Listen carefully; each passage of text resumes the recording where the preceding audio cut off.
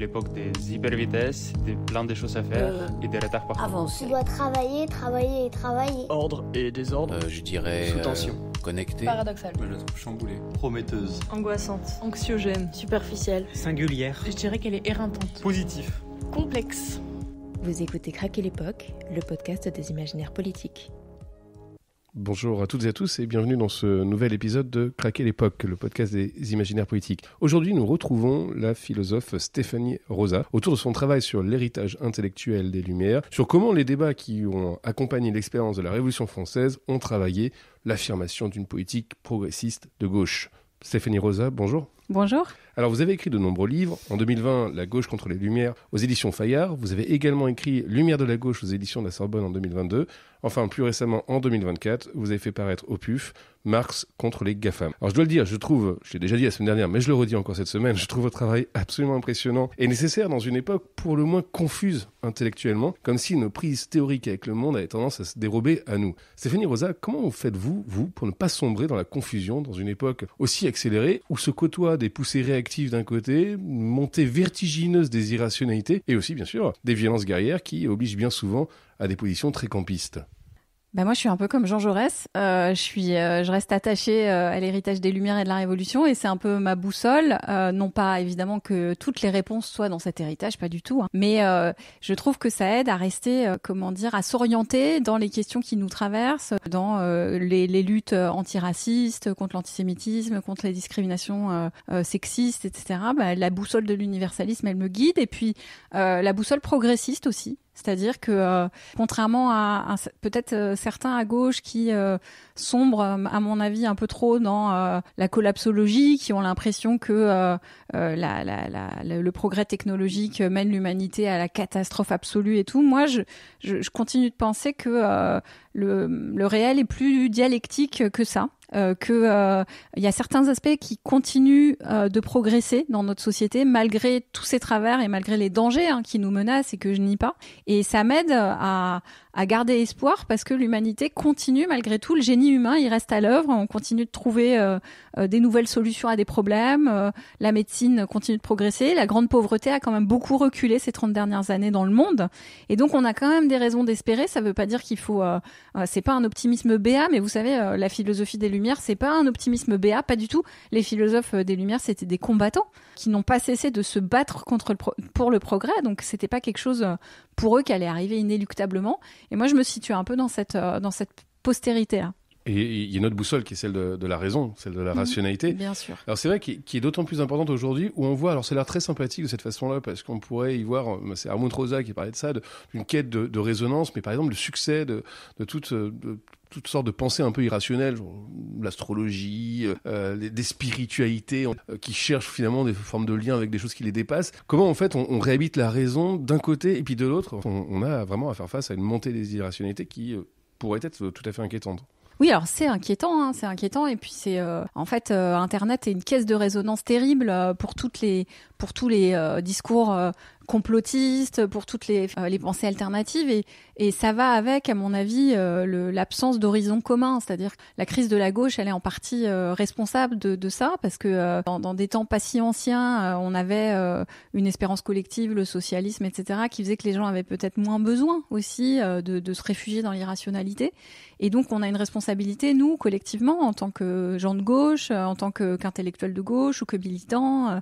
Il faut redonner des perspectives politiques collectives, je pense, aux êtres humains. Et c'est une façon détournée, mais à mon avis efficace, de lutter contre l'irrationalité, même si c'est pas la seule, bien sûr.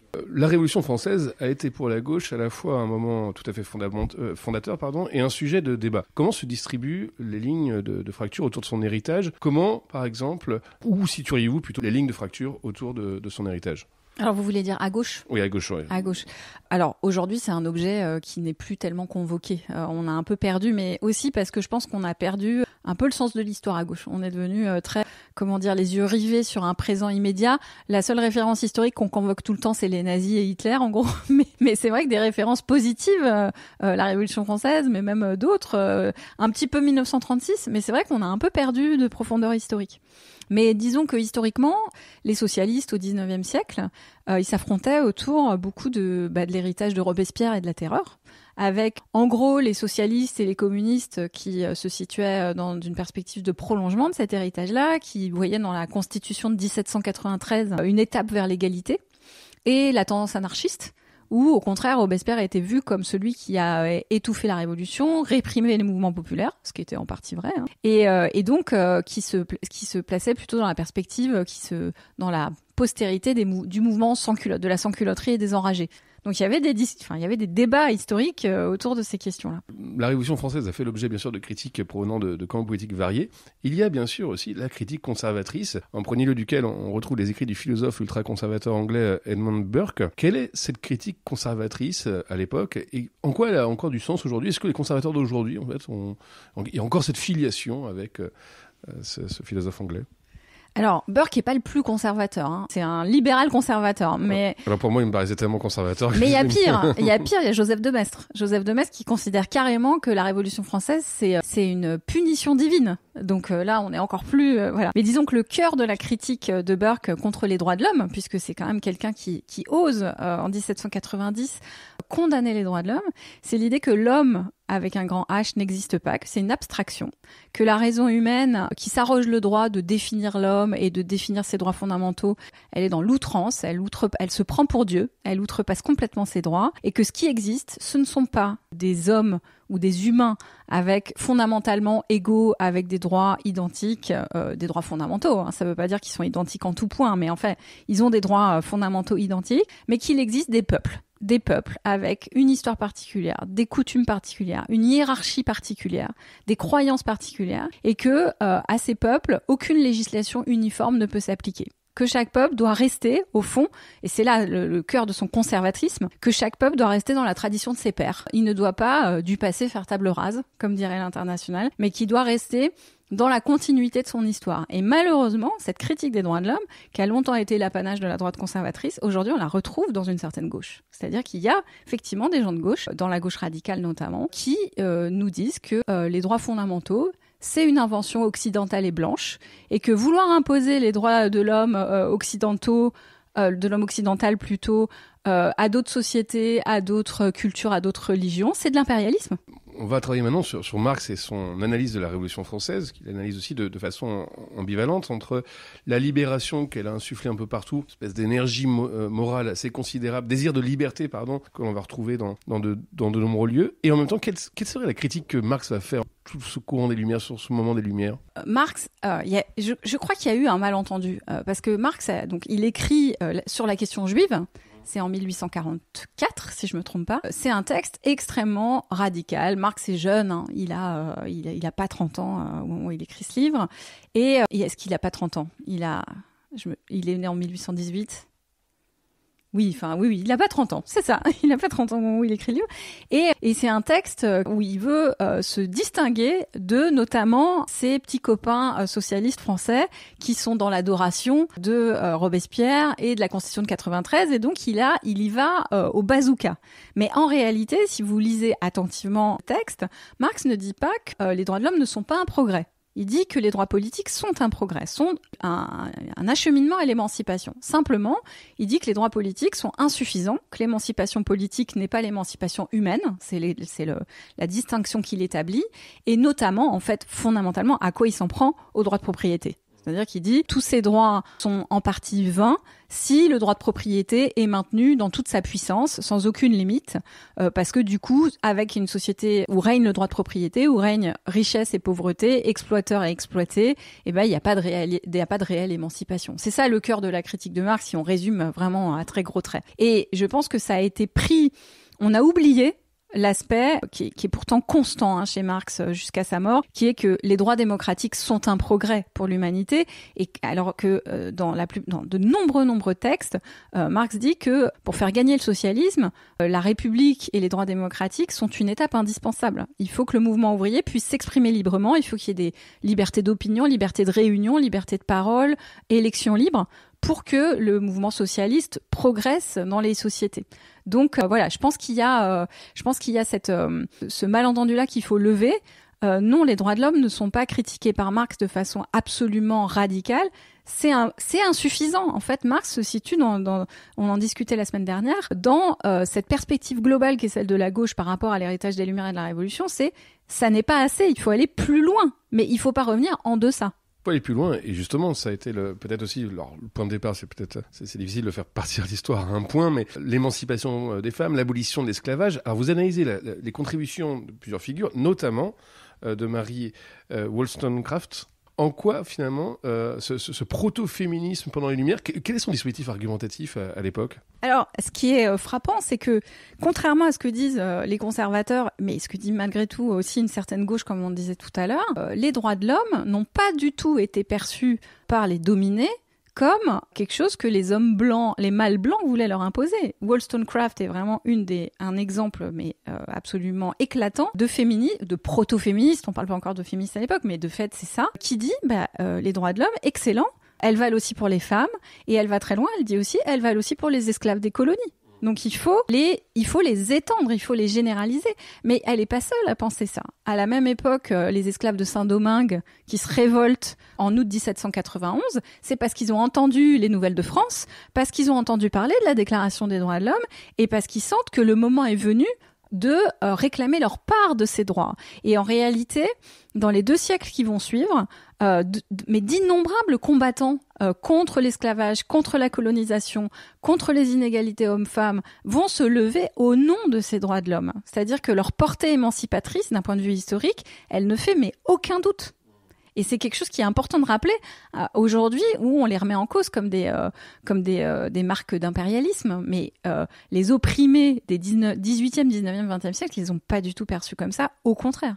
On va écouter une musique de Taraf Décalé, dont le titre est imprononçable, n'est-ce pas ?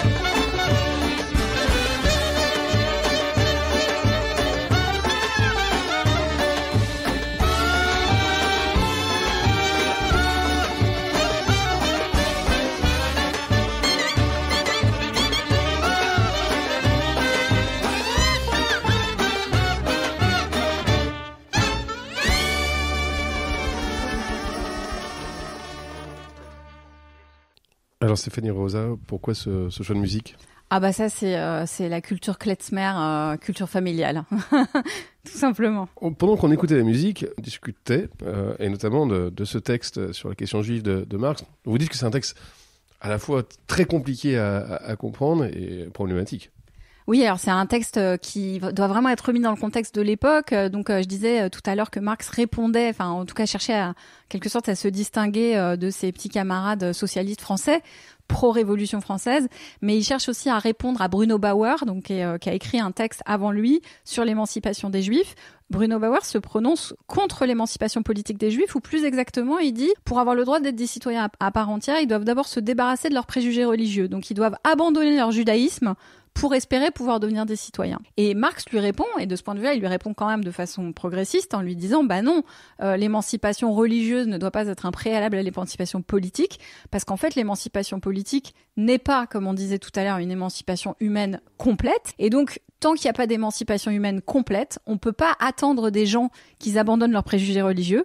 Donc on peut pas attendre ça des Juifs. Donc il faut leur accorder l'émancipation politique, c'est quand même ça le sens, sans attendre qu'ils abandonnent leurs préjugés religieux. Donc voilà, ça c'est le sous-texte, et c'est vrai que personne connaît le texte de Bauer, et donc en général on passe à côté de l'enjeu de cet enjeu-là. Mais par contre, c'est l'effet qui se coule du texte, c'est qu'il y a une deuxième partie, donc il y a la partie que tout le monde cite et que tout le monde commente sur la Déclaration des droits de l'homme de 1793, mais il y a la deuxième partie où Marx a des développements lamentables sur les Juifs, des développements alors, qui sont un peu néo-hégéliens, si on peut dire, mais où il explique qu'en gros l'esprit mercantile c'est l'esprit juif, quoi, que il y a vraiment, il assimile le capitalisme à l'esprit du judaïsme, l'esprit, en tout cas l'esprit du commerce et de l'usure, avec des, voilà, c'est les vieux clichés antisémites bien éculés. Alors à sa décharge, voilà, il faut dire que ça ne l'empêche pas de réclamer l'émancipation politique pour les Juifs. Et par ailleurs, il va complètement, par la suite, évidemment, abandonner ce schéma explicatif, puisque, comme on le sait, le capital, c'est l'explication du capitalisme par tout un développement socio-historique qui n'a plus rien à voir avec les Juifs. Alors vous avez choisi un premier extrait de Georges Lukács, Le délire raciste, ennemi du progrès humain, en 1943. Avec la Déclaration des droits de l'homme, l'humanité a fait un pas en avant décisif qui a déterminé le caractère de toute la période à venir, dans sa dimension comme dans ses limites, dans ses aspects positifs comme dans les aspects négatifs de ses principes fondamentaux. Aussi radical qu'ait pu être ce tournant dans l'histoire de l'humanité, il n'est pourtant que le point culminant de tendances sociales et idéologiques millénaires, des rêves millénaires des meilleurs représentants de l'humanité. Il n'existe pas de peuple où, sous une forme quelconque, la légende de l'âge d'or ne soit pas restée vivante, le souvenir d'un état d'égalité parfaite dans lequel vivait l'humanité autrefois, mais qu'elle a perdu au cours de l'évolution. Les meilleurs et les plus grands penseurs ont toujours, au nom de l'avenir de l'humanité, élevé une contradiction à l'inégalité existant à leur époque, quelle ait été sa nécessité économique et sociale. Il n'est pas possible ici de décrire, même sous forme d'esquisse, ce combat plein de péripéties entre progrès et réaction, entre liberté et oppression, entre égalité en droit et inégalité. Ce combat est le contenu essentiel de l'histoire de l'humanité, de la pensée humaine, de l'évolution de la culture et des sentiments. L'enthousiasme avec lequel l'humanité progressiste et civilisée a salué, à l'échelle internationale, la grande révolution française, cette splendide aurore, comme l'appelait Hegel, reposait sur le sentiment profond que l'humanisme avait, dans cette circonstance précise, gagné une bataille décisive. Ce choix de lecture de Lukács, c'est assez clair. Est-ce que vous pourriez le commenter quand même, ce passage ? Disons que, alors c'est un texte qui est particulièrement idéaliste. C'est la tendance idéaliste de Lukács là qui se manifeste. Je trouve elle fait du bien par les temps qui courent. Elle nous redonne un peu d'espoir dans les possibilités de progrès du genre humain. Voilà, c'est pour ça que j'ai voulu la reproduire. Mais il est clair que là, Lukács écrit juste à la fin de la Seconde Guerre mondiale, donc à une époque où il espère que l'alliance qui s'est nouée entre l'Union soviétique et les puissances occidentales contre le fascisme peut déboucher sur un réveil collectif des intellectuels et des peuples pour aller vers plus de démocratie partout en fait. Donc il est dans une période de grand optimisme qui va pas forcément perdurer tout au long de sa vie. Voilà, mais je trouve ça réconfortant comme extrait. Justement, est-ce qu'aujourd'hui, on en a un tout petit peu parlé, mais quelles sont à vous vos raisons de croire au monde, de croire malgré tout ? Je pense qu'il y a des grands dangers aujourd'hui qui menacent l'espèce humaine. Il y a des grands dangers parce que l'extrême droite un peu partout est forte, parce que elle a même pris le pouvoir dans un certain nombre de pays. Que, bien sûr, que rien ne nous est acquis. Et il ne faut pas imaginer que les progrès qu'on a réalisés sont irréversibles. Mais en même temps, je pense aussi qu'on est une espèce qui a beaucoup de ressources, malgré tout. Beaucoup d'inventivité, beaucoup de créativité. Je pense qu'il faut croire dans nos capacités. Enfin, de ce point de vue-là, je reste une marxiste humaniste. Je pense que l'humanité a les moyens, si elle le veut bien, de reprendre le contrôle sur les moyens de produire, d'échanger, de communiquer, de les gérer démocratiquement et du coup de les gérer aussi consciemment. Et que ces moyens existent toujours. La possibilité existe toujours. Et que donc, voilà, la possibilité n'est pas fermée. On n'est pas condamné ni à la catastrophe politique, ni à la catastrophe écologique, même si, enfin, je suis pas naïve et je sais le risque est là. Et puis je pense aussi que les progrès technologiques extraordinaires, alors certes, ils ont toujours leur côté dangereux, hein, mais que ils nous permettent aussi d'imaginer des solutions auxquelles on pensait pas forcément jusque-là. Est-ce qu'il y a des expériences politiques, sur le coup, très concrètes, qui vous inspirent, en fait, et qui vous donnent raison, finalement, de croire au monde, comme vous êtes en train de l'évoquer ? Pas forcément des expériences politiques, mais des progrès qu'on a réalisés. C'est-à-dire que je trouve, alors pas si ce sera partagé par tous, mais je pense que c'est assez indéniable, que la condition de la femme, ces 30, 40 dernières années, malgré tout, elle a progressé. C'est-à-dire que malgré tout, un mouvement comme MeToo, mais qui est venu après bien d'autres choses, eh ben, il a quand même amélioré la situation. Il a bien sûr pas régler tous les problèmes et il reste du chemin, mais on va dans le bon sens. Les inégalités hommes-femmes, elles se sont réduites, ça tous les indicateurs le montrent, en tout cas, j'allais dire en France, mais en fait pas seulement. Moi j'ai lu un rapport qui est paru en septembre 2024 sur justement le bilan de ces 25 dernières années, en fait depuis l'essor d'Internet notamment, mais il y a quand même des indicateurs, il y a eu des améliorations. Il y a eu des améliorations de la condition des femmes, il y a eu les préjugés racistes dans un certain nombre, sur un certain nombre de sujets, ils ont reculé malgré tout, malgré ce qu'on pourrait croire, mais les préjugés racistes sont en recul, puis on prend du recul par rapport aux décennies précédentes, plus c'est vrai. La grande pauvreté, on en parlait, je sais plus, la semaine dernière, je crois. La grande pauvreté, elle a reculé, par exemple, en Chine, dans les années 80. 90% de la population chinoise vivait sous le seuil de pauvreté, dans une grande pauvreté. Aujourd'hui, c'est moins de 1%. Donc, il y a quand même, voilà, le progrès n'est pas complètement arrêté. Et moi, ça me donne des raisons d'espérer. Vous avez un passage, d'ailleurs, plutôt dans la conclusion des Lumières de la gauche. Vous en voulez un peu à Horkheimer et Adorno, qui, dans les années 30-40, on a une philosophie qui s'affole. Et d'ailleurs, Adorno et Horkheimer ne sont pas les seuls. Ils s'attaquent à mettre un peu en cause les Lumières, parce qu'elles n'ont pas pu empêcher vraiment l'entreprise génocidaire, qu'elles n'ont pas fourni d'arguments suffisamment conséquents pour éviter le national-socialisme. En somme, finalement, les Lumières n'ont pas pu éviter l'effondrement civilisationnel. Est-ce que finalement les Francfortois ici ne s'attaquent pas tant à la rationalité qu'à un certain usage de la raison, un usage en fait instrumental de la raison, c'est-à-dire une conception complètement appauvrie de la raison. Par exemple, une raison finalement qui ne s'attache qu'à évaluer les moyens de l'action, l'efficacité de l'action et qui met complètement de côté la dimension éthique de ce que nous faisons. Alors l'interprétation que vous venez de proposer, c'est une interprétation, j'ai envie de dire, généreuse de la dialectique des Lumières, donc le livre de Horkheimer et Adorno. Je précise que ma critique ne porte pas sur l'ensemble de leurs travaux. Ma critique, elle se limite, mais c'est important de le dire parce que elle se limite au livre La dialectique de l'Aufklärung, qui paraît en 1942, enfin qui est rédigé en tout cas pendant la guerre et qui est, contrairement à ce que vous dites, moi j'ai lu attentivement, c'est vraiment une critique complètement radicale de la raison, puisqu'il y a notamment une phrase qui est très claire où ils disent même les marqueurs logiques du discours sont des instruments de soumission et de domination. Donc ils s'en prennent vraiment à la relation de causalité, donc aux briques de la pensée logique et de la pensée rationnelle, pour dire qu'ils sont porteurs de domination.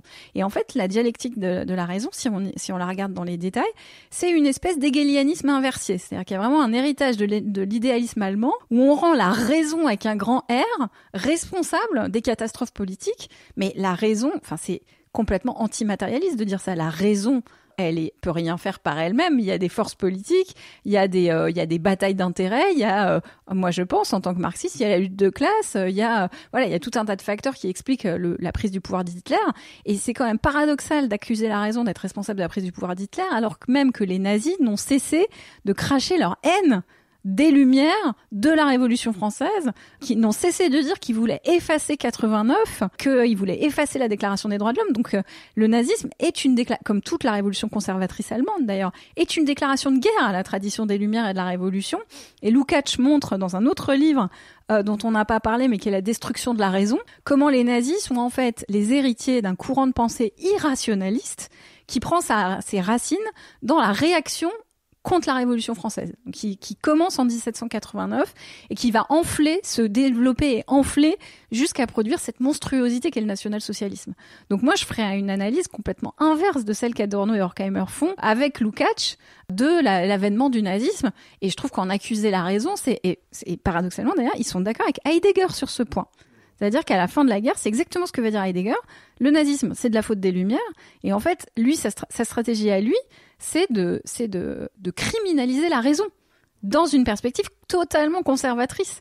Donc voilà, c'est pour ça que je critique ce livre-là. Non, mais j'ai bien compris, mais alors c'est vrai que moi, j'ai peut-être une lecture, effectivement, comme vous avez dit, plus généreuse. En tout cas, je passe un peu sous ces caractères un peu pas ambivalents sur le coup, d'Horkheimer et d'Adorno. Il y a un autre philosophe, mais bon, ça nous emmène assez loin malgré tout, mais j'aimerais quand même qu'on en parle. C'est Nietzsche. La place de Nietzsche chez des penseurs de gauche, notamment chez Foucault, chez Deleuze. Comment penser cette place très ambiguë de Nietzsche au sein de la pensée de gauche? Sur Nietzsche aussi, il y aurait vraiment beaucoup à dire. C'est parce que c'est quand même un penseur. Qui est le socialisme? Qui est l'idée d'égalité humaine? Qui est la démocratie?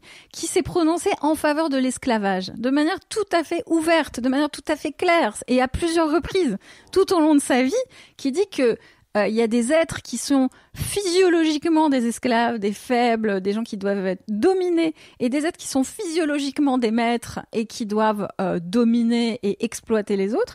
Et il a été vu par un certain nombre de penseurs de gauche comme un type tout à fait subversif et radical. Mais c'est incroyable, en fait. C'est-à-dire que c'est vraiment... Enfin, il y a un contresens de lecture qui est extraordinaire.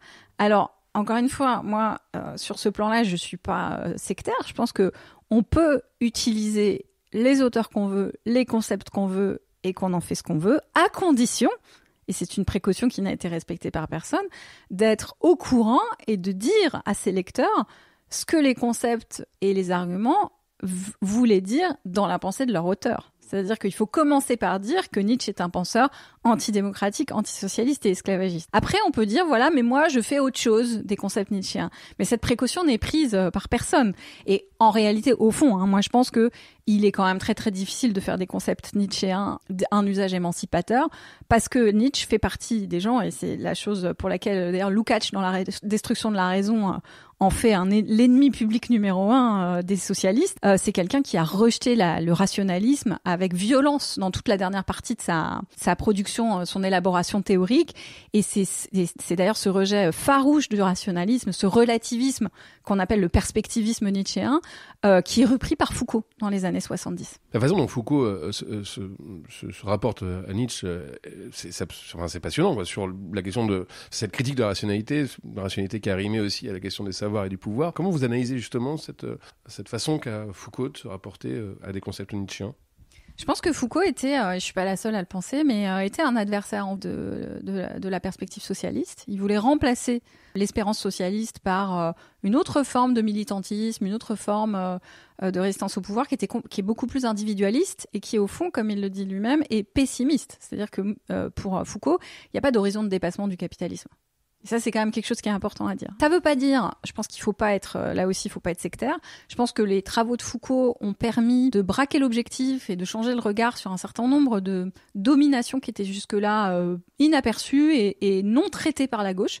Par exemple, ce qui se passe dans les hôpitaux psychiatriques, ce qui se passe dans les prisons, la manière dont on traite l'homosexualité et toutes les marginalités. Donc, son travail a eu des effets en partie positifs, mais à mon avis, il a aussi eu un aspect, il a aussi eu des effets délétères, au sens où, pour le coup, il a beaucoup fait pour décrédibiliser la raison, pour décrédibiliser toute tentative, toute coalition durable en vue d'un projet de société commun.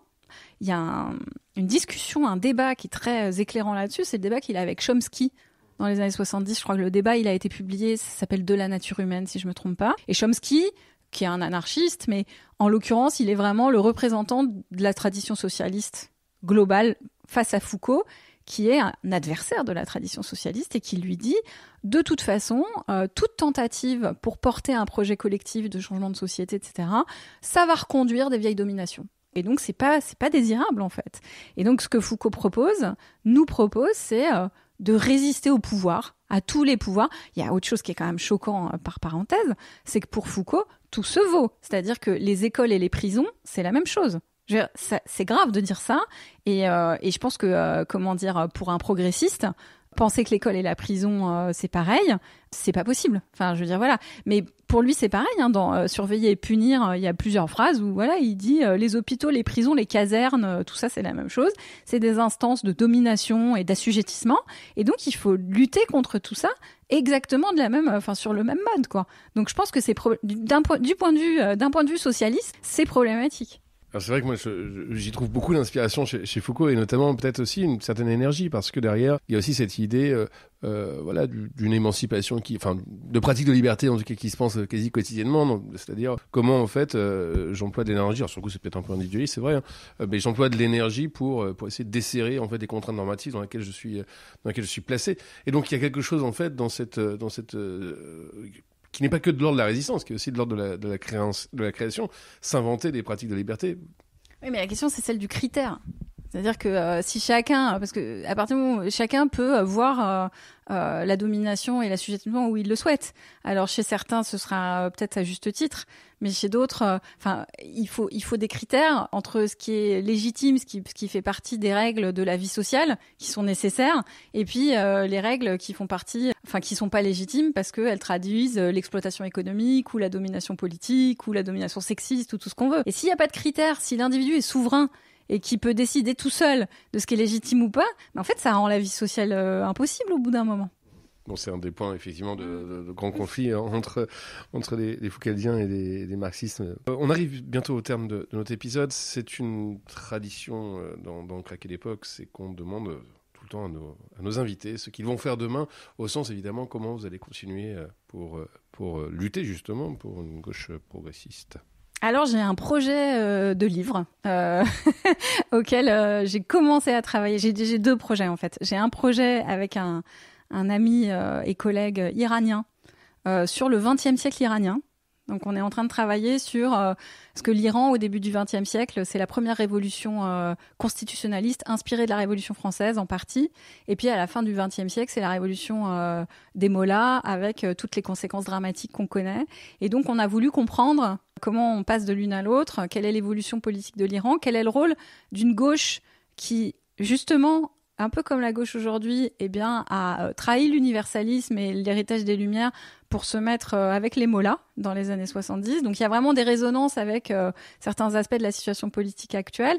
Et puis aussi donc l'antimodernité et l'antisémitisme dans la pensée, dans la pensée politique, dans la culture politique iranienne du XXe siècle, mais aussi l'héritage des Lumières chez d'autres auteurs, donc on travaille là-dessus. Et puis il y a un autre projet qui est sur la violence, le rapport des penseurs socialistes à la violence, les anarchistes, les marxistes, voilà, ce que ça donne à partir du 19e siècle et jusqu'au 20e siècle. Donc je continue mon enquête sur les idéologies de gauche.